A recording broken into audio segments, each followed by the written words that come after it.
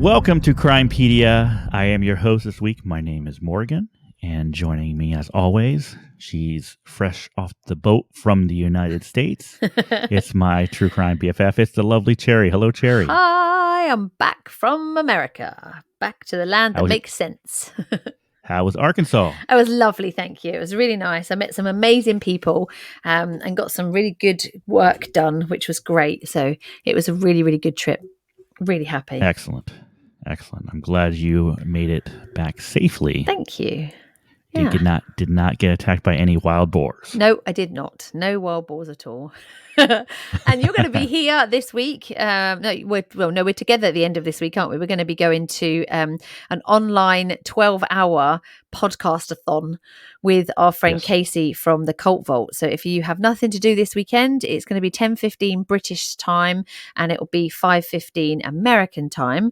And we're going to be talking about one of our cases that could possibly have involved a cult on her channel. So you can catch it. Just check our links in the bio and we'll let you know where we are. Yep, that'll be Friday, June 2nd, correct? Yeah.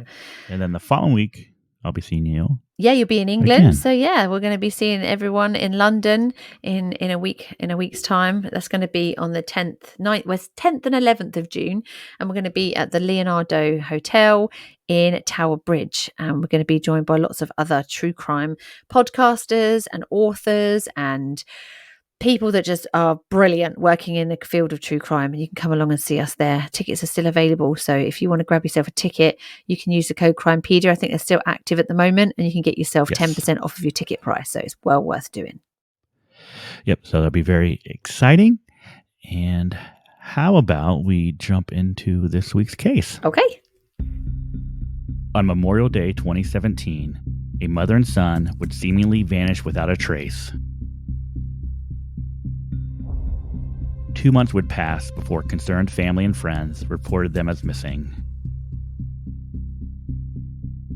The investigation into the disappearance would raise questions as to what truly happened to the pair.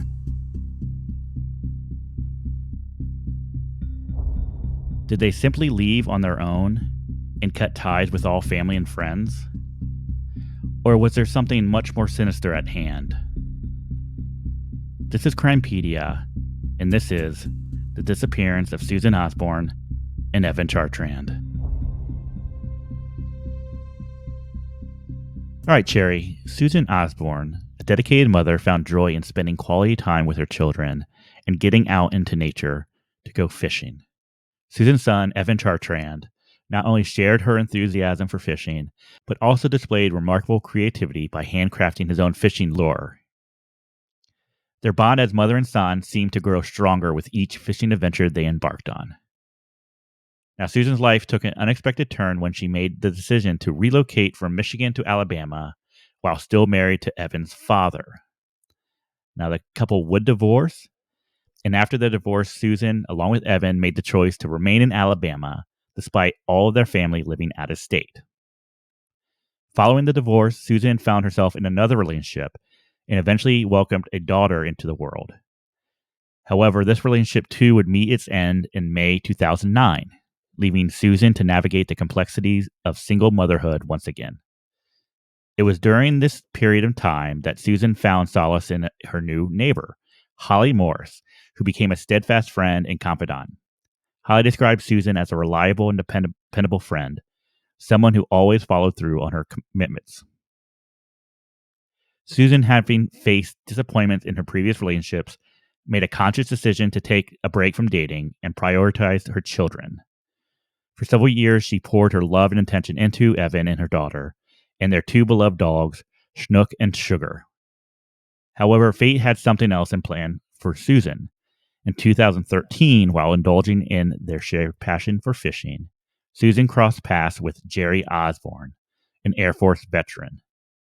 Jerry's presence brought newfound happiness into Susan's life, and he formed a special bond with Evan, becoming the father figure that he had longed for. After a year of growing affection, Susan and Jerry exchanged vows on January 25th, 2014, and the newlyweds settled into their home in Holtville. Though Susan's friends and family said initially Jerry seemed nice and down to earth, in hindsight, there were a lot of red flags. Susan's family had only met him a few times. By 2015, Susan had begun to distance herself from her family. What her family did not know was by this time, Jerry had begun to monitor all of Susan's phone calls. Yeah, so he's like coercively controlling her and isolating her away from her family. Yes. Oh, that's horrible. Which is a huge red flag. Oh, massively, yeah. I don't understand how people can be that controlling in situations like this, right? I think also people don't see it coming either. They sort of excuse the behavior, and they don't realize that behavior is as controlling as it is. And that's the worrying thing, is that they don't see it coming. And then before they know, it's too late and they're already in a situation where they are being completely controlled and there's nothing they can do about it. Right. No, you're exactly scary. right. It's really scary. It is. It happens so much.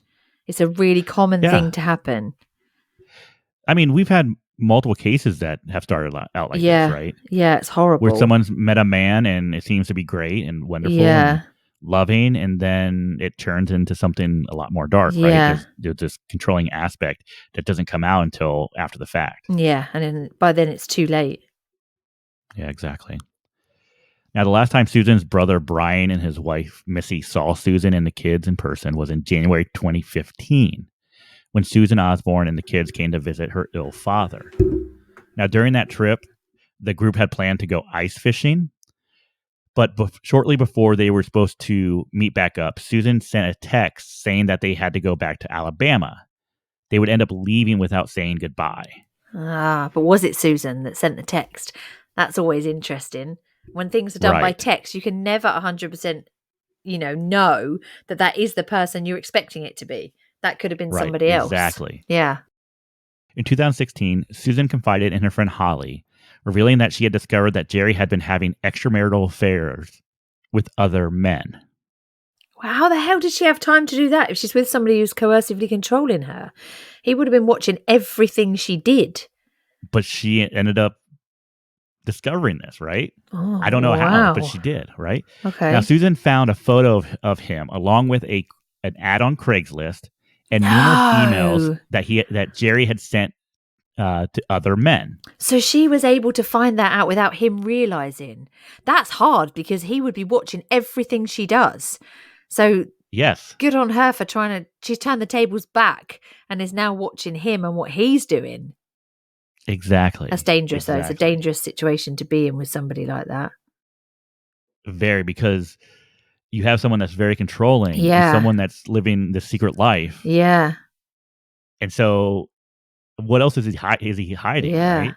Of course. You at this point, you got to question, do you even know this man that you're married to? No, that's right. Definitely not. Not if he's got a whole complete new life like that and he's, messaging other people. Yeah. So, I mean, this is already a bad situation. If you have someone that's not healthy relationship, this controlling, yeah, no, it's not.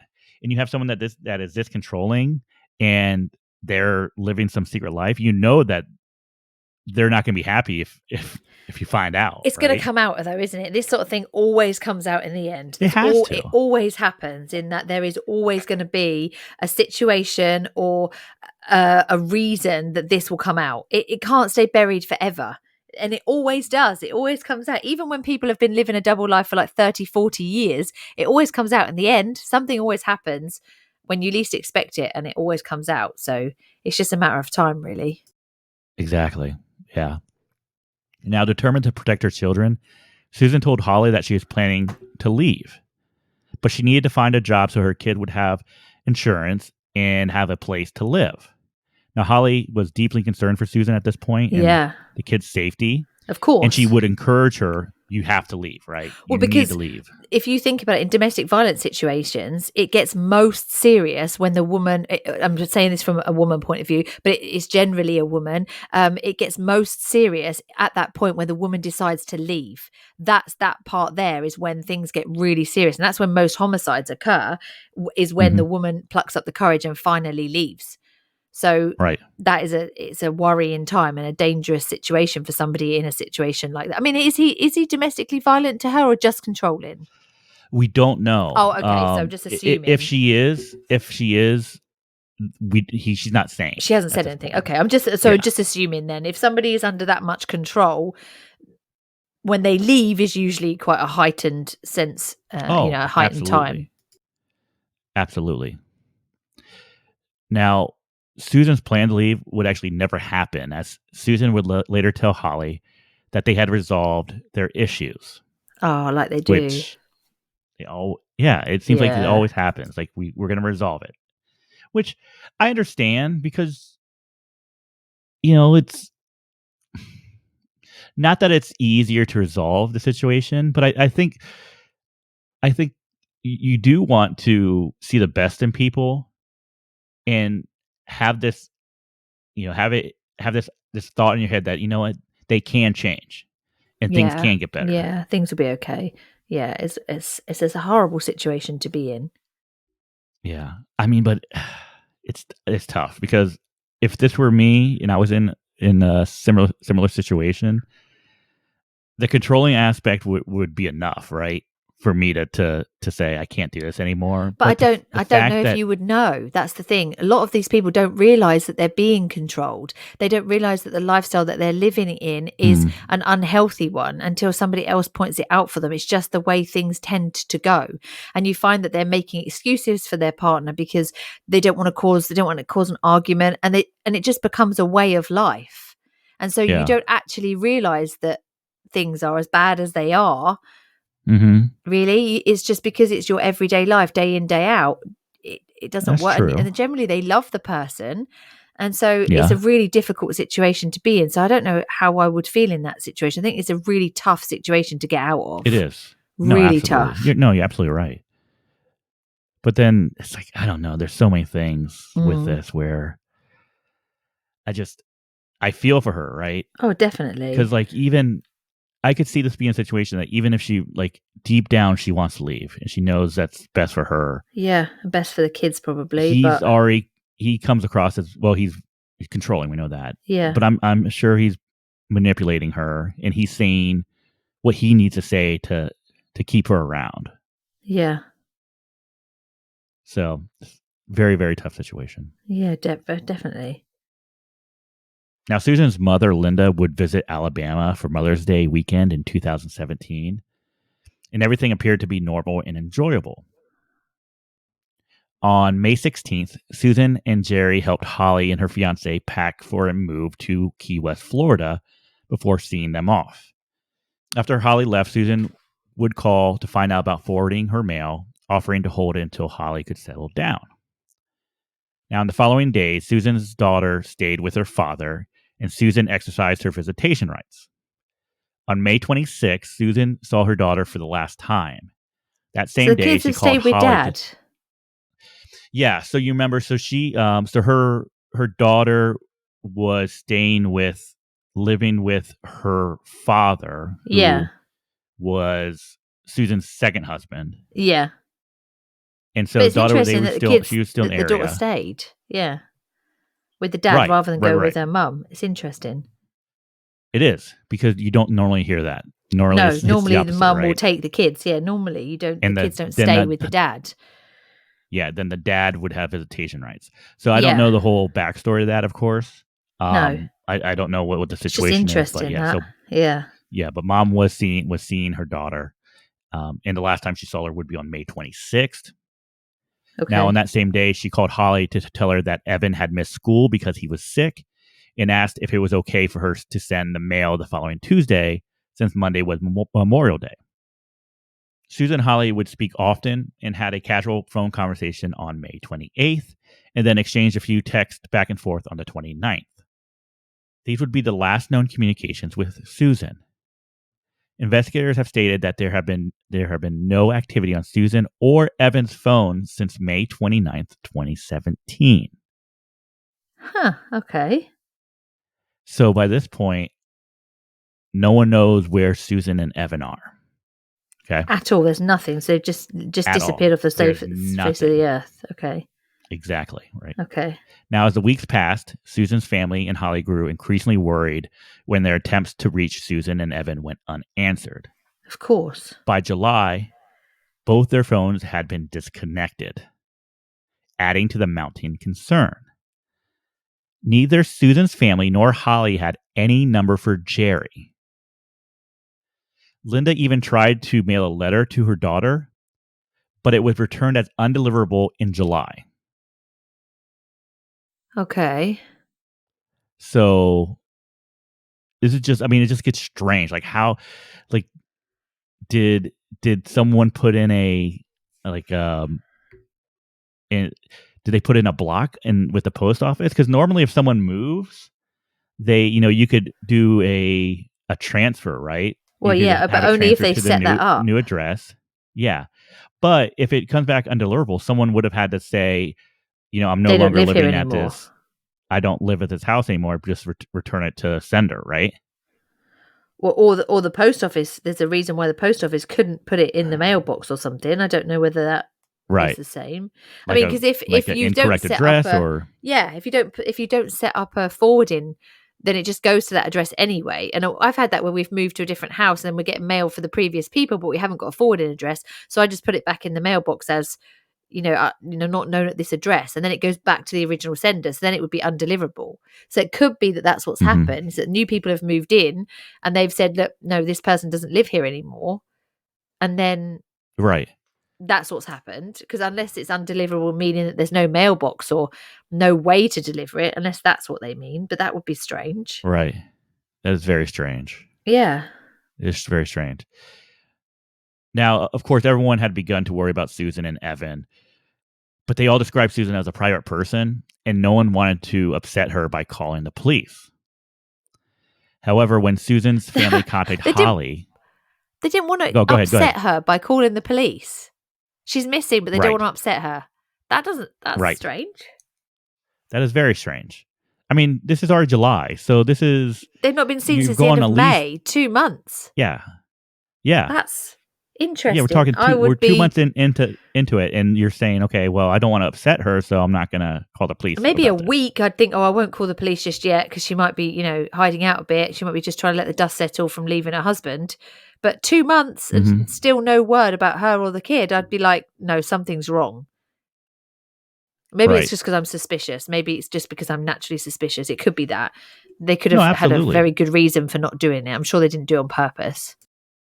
Right. This is here's the thing. We don't know how often she's actually in communication with her family. Yeah, that's true. So it might be normal for her to go off the grid for a little bit. I don't know. Yeah. But the thought that, okay, she's a private person, I don't want to upset her. If you're concerned, you're concerned for a reason, right? If you're concerned for her well-being, then it's a bit different to, I think it would be better that you upset her feelings and know she's fine than to not upset her feelings and there'd be something badly wrong, Right. Yeah. And so here's the thing, we're not just talking about Susan, we're talking about Susan and her son too, right? So yeah, this is that's two right. people that's missing. Yeah. So I don't want to blame the family at all, because no, they have their reasons. They have their reasons for not calling. And you don't always, like you say, you don't always speak to your family members, regularly. Some families do, but some families don't. So, but yeah, straight off, it sounds strange. Yeah, obviously there's something wrong. If you're you're trying to get a hold of them, you can't. Their phone's disconnected. Yeah. And you're to the point where you're writing a letter. Yeah. And it's coming back undeliverable. At that point, there's something definitely wrong. Yeah. Yeah. Yeah. Now, when Susan's family contacted Holly and a friend of Evan's from school, they would discover that no one else had spoken to them. At this point, they would contact the police, and a missing person report was filed with the Elmore County Sheriff's Office on July 29th, 2017. So exactly 2 months. 2 months, yeah. Since the last time anyone had heard from Susan. I mean, it could be that if she was in a relationship that was difficult and she's trying to get away, Mhm. they could not want to hinder her being able to get away from the difficult relationship into a safe place. And they Right. might think that she'll contact us when she's in a safe place. And obviously, when they leave it a while and they can't get hold of her at all, then it might have been then that Mhm. they started to worry. Yeah, exactly. Exactly. That would be, you know what, I would be, especially, like, if I was Holly or Susan's family, I would be scared to death by this point, right? Like, Mm, it'd just be so worrisome in having no ability to reach out, to contact it, to make sure that your loved one is okay, yeah, has to be an absolutely terrible feeling. it must be awful. I couldn't imagine. I don't wanna imagine it. No.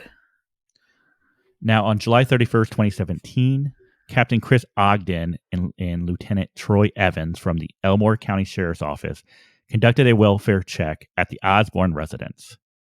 Now, Susan's vehicle was found in the driveway, and when Jerry Osborne answered the door, he claimed to have been cleaning.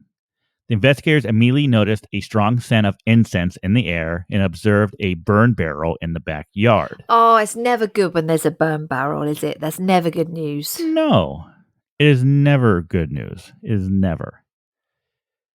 The investigators entered, and Jerry told them that he and Susan had a fight on Memorial Day, and that she and Evan had left with an unknown man in a truck. Jerry thought that they were Really? heading to Birmingham. Yeah, right. Jerry thought that they were heading to Birmingham, and even though Jerry claimed that the man never got out of the vehicle, he described the man in detail, stating that he was 6 feet tall with a beard and sunglasses. He would later add that when he left to visit his parents, Susan and Evan returned and removed all their belongings, and Susan vandalized the home by spray painting vulgarities on the floors and walls. That doesn't sound, I Okay? mean, I don't know Susan, but that doesn't sound like the type of person that people are describing. She doesn't sound like the type of Exactly. person that's Right. gonna be doing that kind of thing, unless she's Right. just hit rock bottom breaking point and has gone absolutely nuts. But chances are Hmm. that doesn't sound her characteristic. It doesn't. No. Now, Captain Ogden walked out back with Jerry to take a look at the burn barrel in the backyard, while Lieutenant Evans remained in the home. Lieutenant Evans stated that while he was waiting, he noticed that the bottom of the walls had been poorly painted and had noticed an open pantry containing several buckets of paint.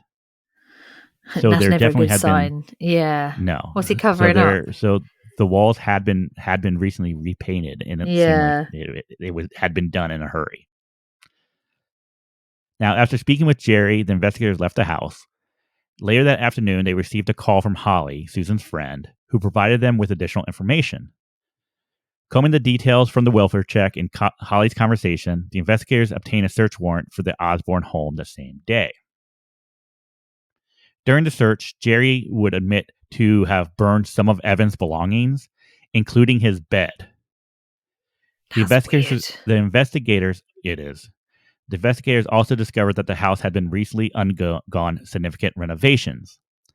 They knew from speaking with Linda that their home had hardwood floors at the time she visited in May, but at some point after that, Jerry had installed carpeting, painted, scraped his old security system, and installed a new home security system with cameras.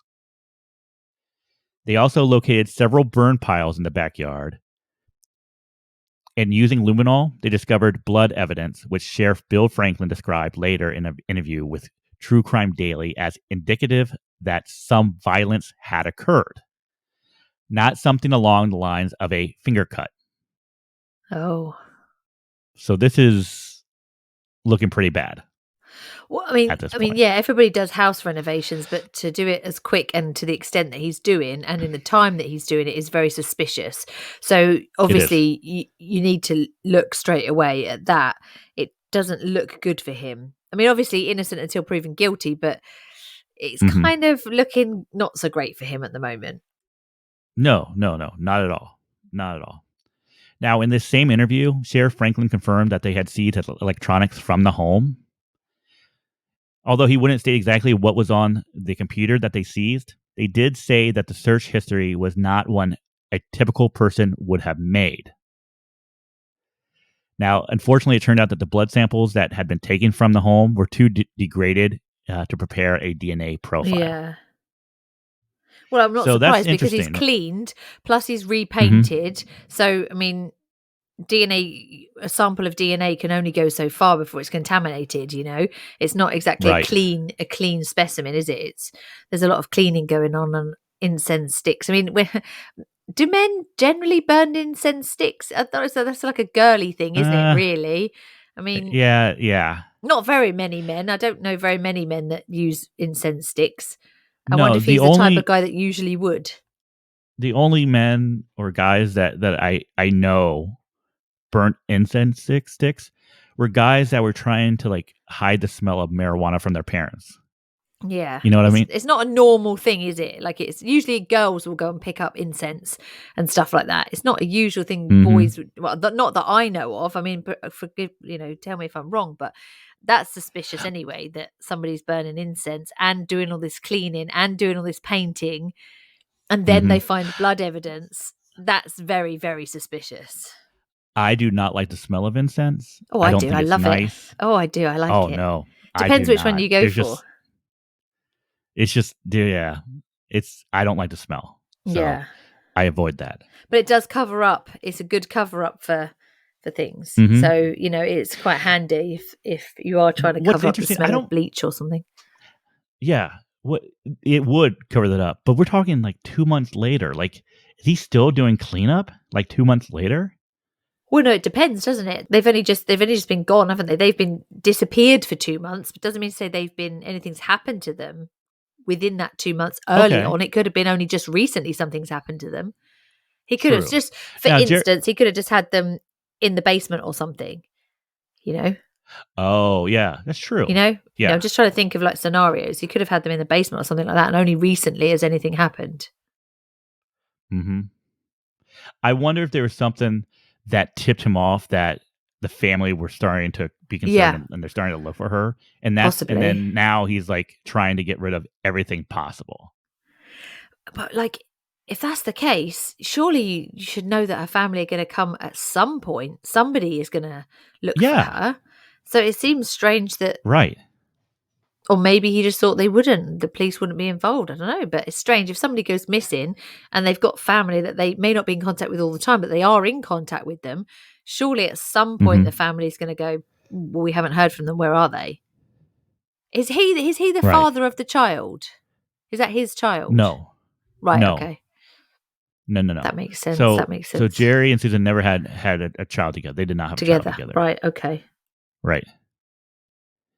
Now, as the investigation unfolded, it would be revealed that Jerry's father had taken Susan's dog, Sugar and Schnook, to the animal shelter on June 1st, 2017, using Susan's name for Sugar. So when they dropped him off at the animal shelter, instead of saying this is Sugar, they said this is Susan, right?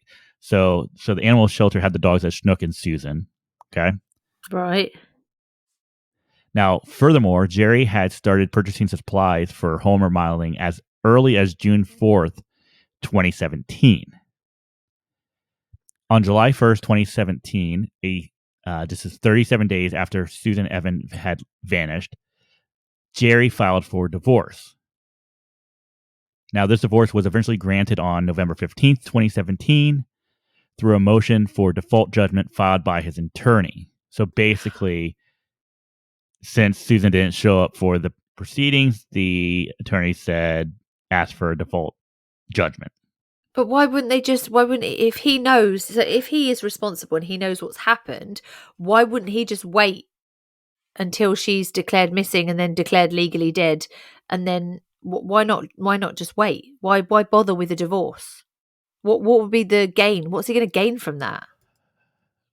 I believe it has to do with Susan's daughter. So at the time, her daughter was living with her father. So Susan was required to pay child support. Okay. Okay. And they also had her daughter on his insurance. Okay. Right. So he wouldn't have been able to remove her from the insurance or not be required to be responsible for the child support payments until he divorced Susan. Okay? Right. Okay. Because Jerry would continue to pay the child support for Susan's daughter and keep her on his insurance for at least a year. Okay? Yeah, that's So I think that's strange. why I think he was going for the divorce. Because Right. once he was able to divorce her, then he would be able to. He wouldn't be Stop the legally child. Yeah. required to pay those child support, and he Okay. wouldn't be required to. He would be able to remove her from his insurance. Okay. That makes sense. Now, obviously, all of this raised huge suspicions with Susan's friends and family because Susan would never have been willing to leave her daughter behind. So if she would have No. left to go to Birmingham with someone, she wouldn't have just left her daughter. Okay. And just taking Now, the throughout other the son. yeah, exactly. And here's the thing. If she was going to Birmingham, Alabama, she's still in the same state. So there's Yeah. no reason that she would have cut off communication from everyone. And there would Yeah. have been no reason that she would not have been able to see her daughter. No, that's strange, isn't it? It's very strange. It's very strange. Now, throughout the investigation, discrepancies began to emerge with Jerry's accounts of events, of course. Now, he changed the description of the vehicle in which Susan and Evan had left with the man, and as well as he would change the color of the spray paint that she had allegedly used to vandalize the home. Now, of course, these inconsistencies only fueled the concerns surrounding Jerry's involvement in Susan's disappearance. Yeah. Now, unfortunately, there hasn't been a whole lot of activity happening with the case.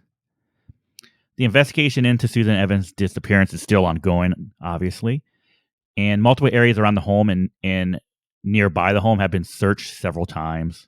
Hmm. Sheriff Franklin has stated that Jerry Osborne is a person of interest and the only person of interest. Jerry has never been arrested or charged in connection with Susan Evans' disappearance, and he continues to maintain that he has nothing to do with their disappearance. So, fortunately, these two are still missing. No one knows exactly what happened to them. If this is just my opinion, I agree with the sheriff in that Jerry is a very strong suspect.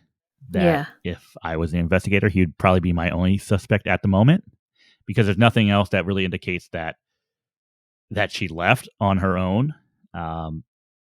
The idea that she would have left with some other man and went to Birmingham and just lost all contact with her family and friends, it makes absolutely no sense. It just everything at the moment is pointing to the partner.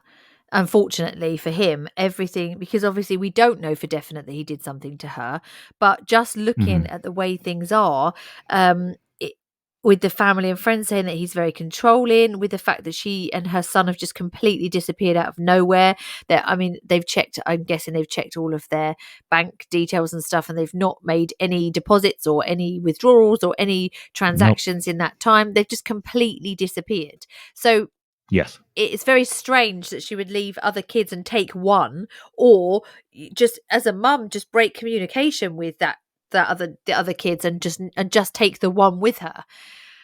It's a, you can run away but not forever. There's going to be, when the people report you missing, there's going to be a police activity on this. And so even if Mm-hmm. they sort of found her and said, like, you can within your rights to say, I'm fine, I just don't want anything to do with anybody, and then it takes the police out of it, but she's going to know at some point the police are going to be involved because her family are going to be worried.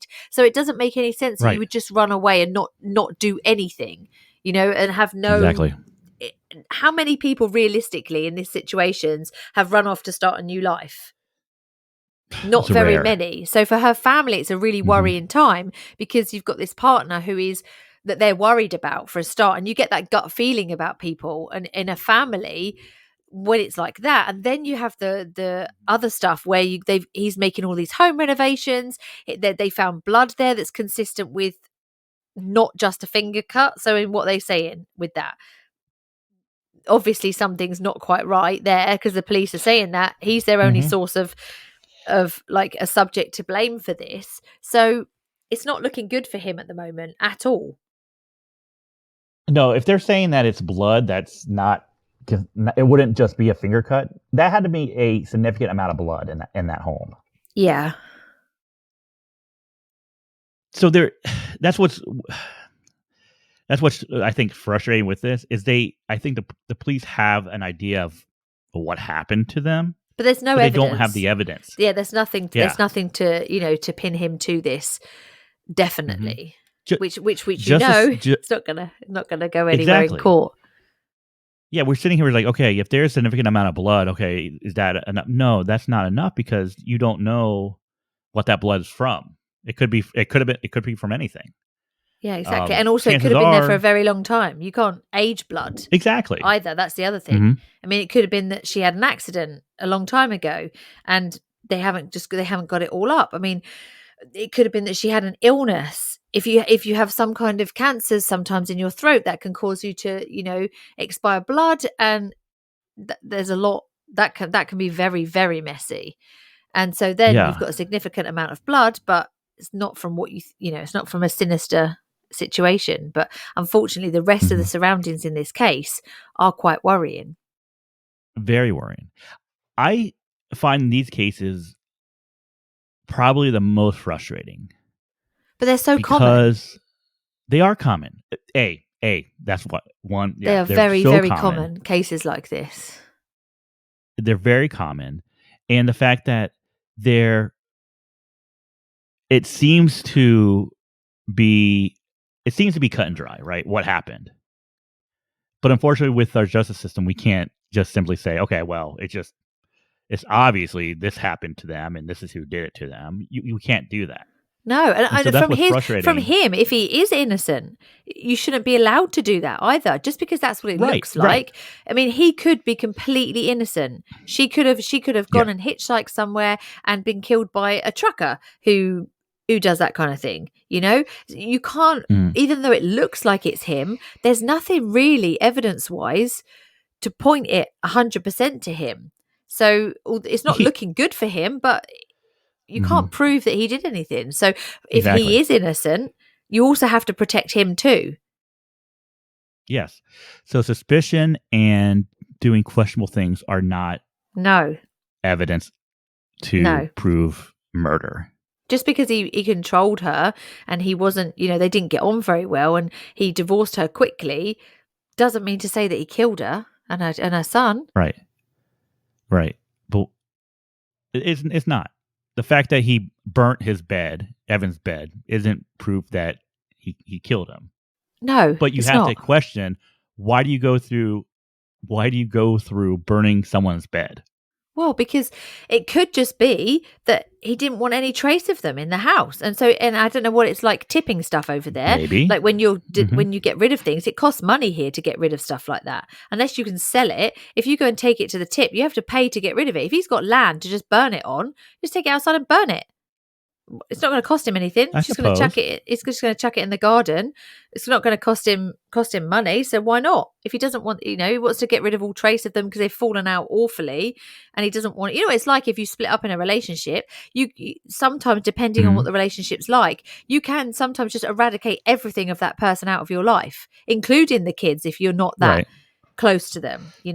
And so I know of relationships where they've done that. They've just literally just got rid of everything. All social media pictures have gone, all traces, all like somebody bought so-and-so a t-shirt.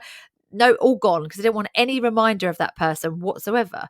So, okay, yes, it's strange to go and do that, but is that going to point to him being a murderer? Not really. It's just, he's just burnt the bed. No, it doesn't. It's strange, right?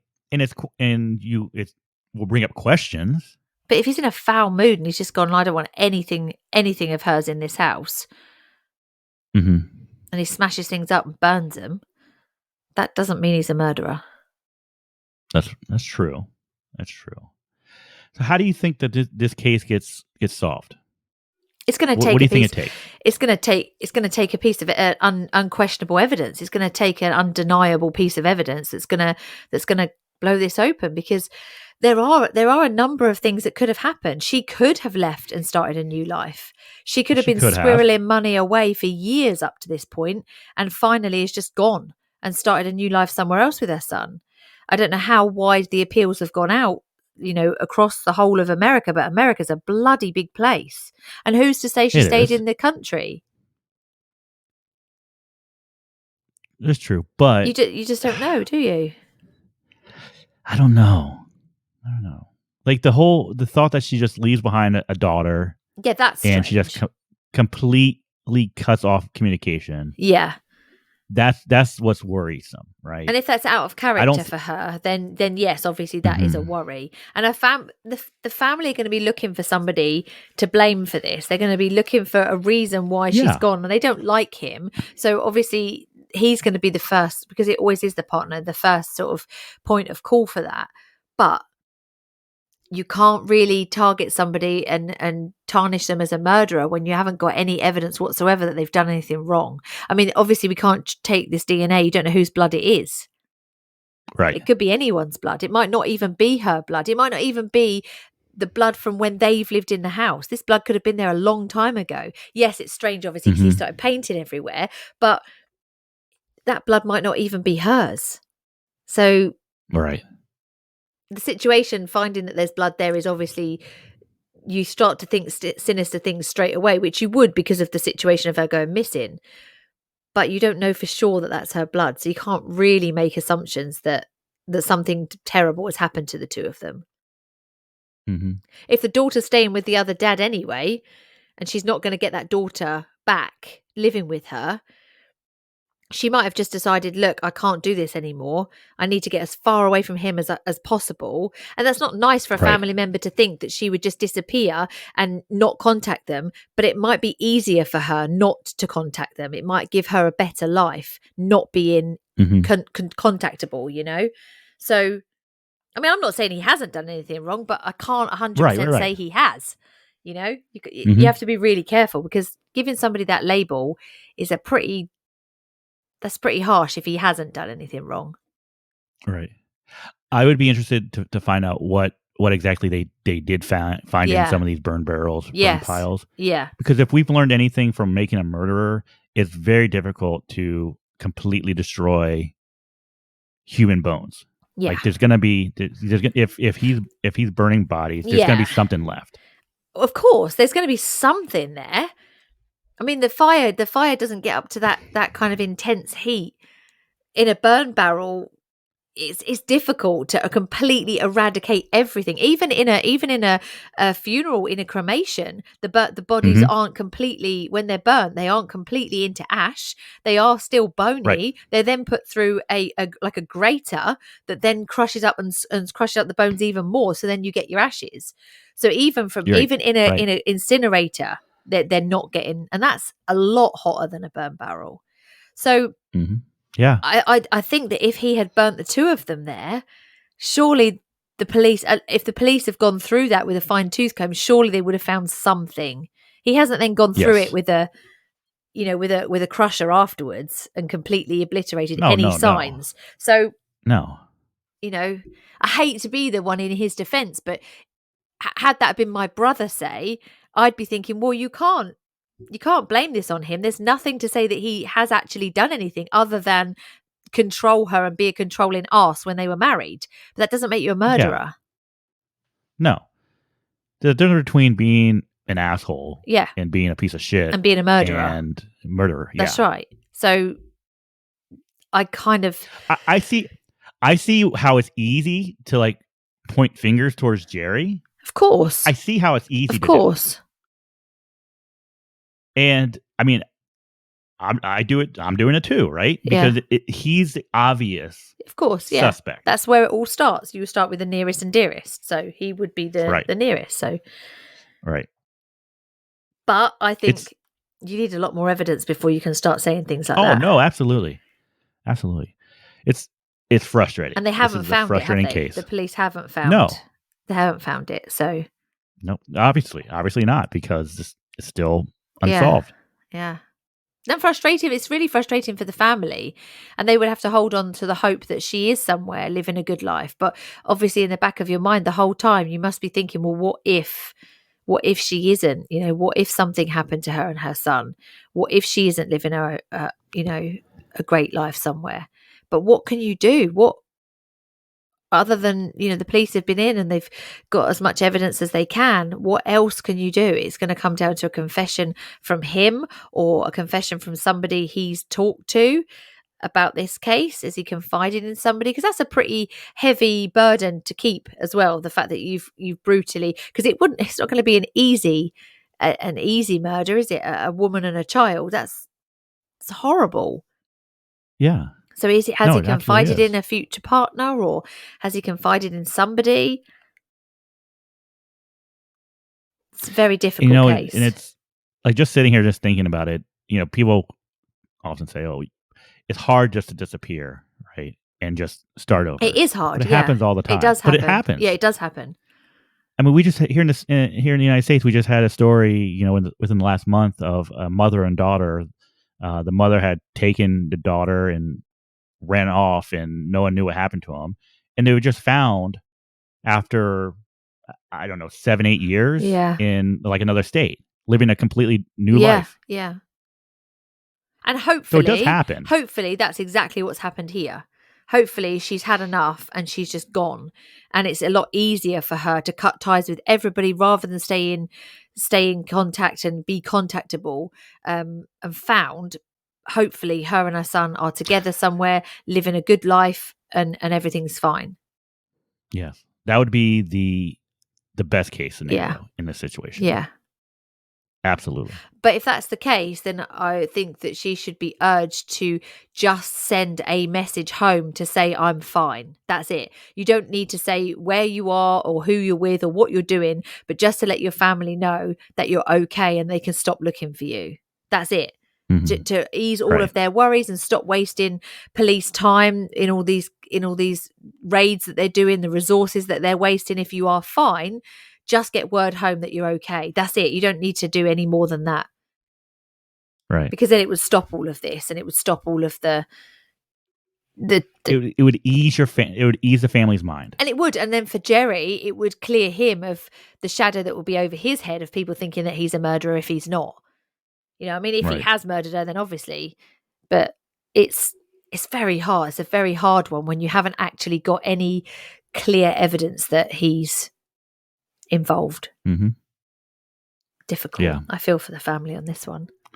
It's the Me unknown. too. It's the unknowing. It's the same as when people have a family member that's murdered and they just don't know where they are. They know that they're dead, but they don't know where they are. It's the unknown, the not knowing that's the hardest part for everybody. Yeah. Hopefully it will be solved, and hopefully the family will get answers. And it just takes a phone call to the local police department, doesn't it? By her, if she's okay, that's all it takes is a phone call to say I'm okay. You can tell them to stop looking for me. That's it. Right. So that is our case this Yeah, week. fingers crossed she's fine. Thank you very much. That was an interesting You're welcome. case. Yeah. Yeah. So as always, at the end of our cases that are usually quite heavy, we do like to cheer things up a little bit. And a lot of people did mention this to me in Arkansas that they love the dumb criminal segment, which I think is fun. I've got another one for you. I've got another dumb criminal. Hey, criminal, use a dummy. This one is from Ohio, Sydney in Ohio, and it's a guy called Douglas Wolver. He was charged with burglary in Sydney because of a butt dial that he did. Oh, God. Okay. Okay, so the sheriff, a guy called John Lenhart, said it all went down on a Wednesday night in Sydney, starting with a 911 emergency call. The dispatcher realised it was a call from a cell phone and then thought, oh my goodness, something's happened. Because when they get a call, the dispatchers get a call, they usually, even if it's quiet, they usually will follow it up, won't they? Because they want to make sure that the person... everything's okay. Yeah, that's right. The person is okay. So basically... Right. He made this call as he broke a window to get inside this house as he was burgling this house. the cell phone was in his back pocket, and so he had dialed 911 as he was going through. So the deputies got to the house, found the window was broken, and found him hiding inside. But obviously, because he had his cell phone, that was beeping because it had a low battery. So they followed the sound of this low battery and found him hiding in the house. Oh no. So he got caught. He got caught just by having his mobile phone in his back pocket and by phoning 911 on himself. What? That is so unlucky. It is unlucky. So unlucky. It's really unlucky. Of every number you could dial, it dials 911. Yeah. And then obviously she's heard him and thought, oh my goodness, something's going on. We'll send deputies over because we can locate the cell phone.